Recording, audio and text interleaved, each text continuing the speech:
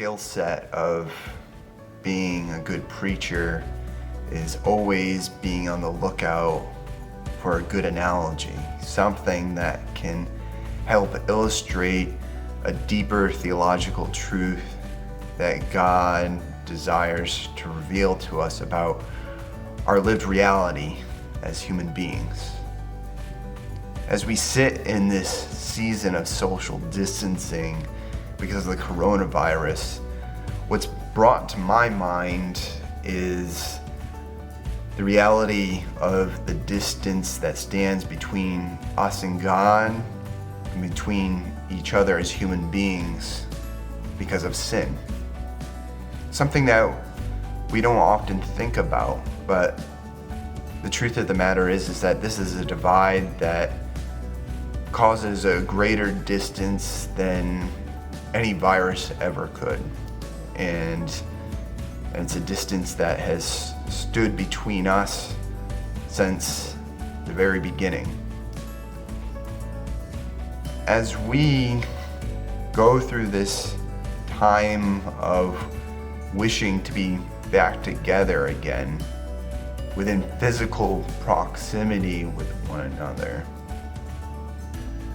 I've thought about how much more important it is for us to be thinking about how we ought to desire to be relationally reconciled with one another.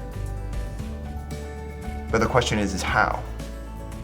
How can this be accomplished? We know that this physical distance that we're experiencing because of the virus can be solved through a vaccine.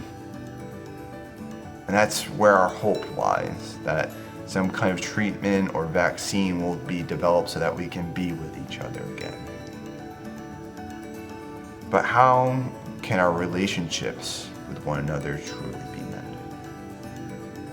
This can only happen by the supernatural mercy and grace and forgiveness that is found in Jesus Christ. When we look to the forgiveness that God offers us in Christ, when we see how God set aside his anger because of the precious gift that Jesus offered by offering up his life for us, we're able to set aside our own anger, our own frustrations, our own fears because of what others have done to us. And we're able to be reconciled.